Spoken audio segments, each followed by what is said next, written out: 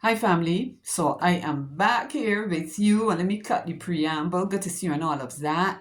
As we continue our following the poor motif under the general umbrella of the life of faith. So I want to read a text for you, then I want to read something, and then I want to make some comments. So are you ready? I am ready, set, and I am going.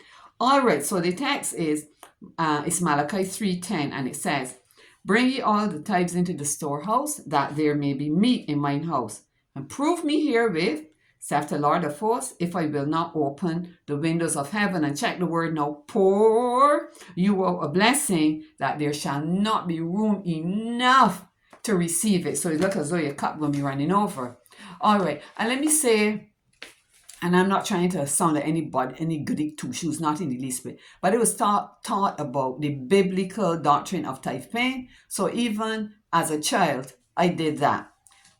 Sometimes I would take the money, sometimes I buy little snacks. But when I started to work, my first year teaching at Christ Church Foundation School, when as I more fully understood, I paid a double tithe, tenth, and then a second tenth. So there's a promise connected to that, and God does not. He rewards us, and his blessings come to us in different ways. Huh? So I believe that part of the blessing comes there. But let me read something else here now. Don't pick up the wrong book. Um, where this writer says, and this book relates to health. It says, knowledge must be gained in regard to how to eat and drink and dress so as to preserve health. Sickness is the result of violating nature's law. And let me insert here to say that some people may not be on that page. They may not agree with that. They may think that God is the great scapegoat or something or the other, but they do not accept any kind of culpability whatsoever if their health changes. Our first duty, one which we owe to God, to ourselves, and to our fellow men, is to obey the laws of God. These include the laws of health. If we are sick, we impose a weary tax upon our friends and unfit ourselves for doing our duty either to our family or our neighbors. And when premature death is the result, we bring sorrow and suffering to others. We deprive our neighbors of the help we might have rendered them. We rob our families of the comfort and help which they should have received from us, and rob God of the service he claims of us to advance his glory.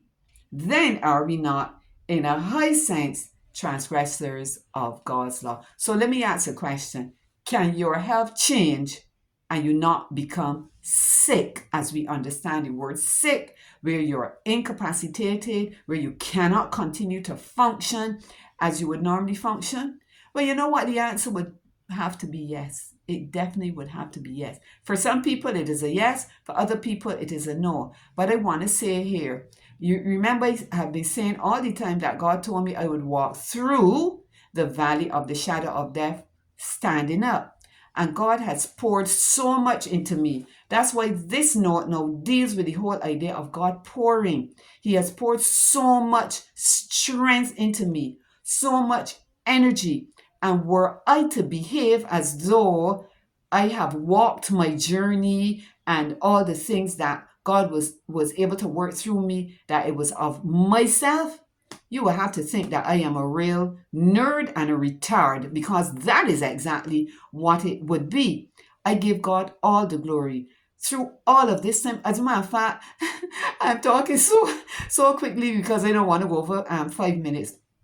There was a point in May 2000 and what, it was more 2004. Yeah, I had a little discomfort, and I went to the doctor. That got all, there's a whole other scenario to tell you about. But I had a week or 2 weeks off from school, and during that time, guess what? I stood home and I marked every single one of my exam papers. Nobody had to do my work for me. I probably didn't need all the time, but I was glad to get the little rest from tumbling with the traffic going up to foundation. Yeah, I was able to travel to Hawaii to be with my daughter. I was able to go in and go out, as it were. And I'm saying this to again reiterate the point that God, when He makes us a promise, He's going to keep it. And I am not saying that I was perfect in obeying all the laws of health. No. But you see, God is faithful sometimes, even when we do some kind of foolishness or something so. So the point I am making in this, everybody has a right to decide which path they are going to take. But whatever path they choose, I think that we should never be judgmental. We should love and support the person in whatever they think, whichever way they think they need to go.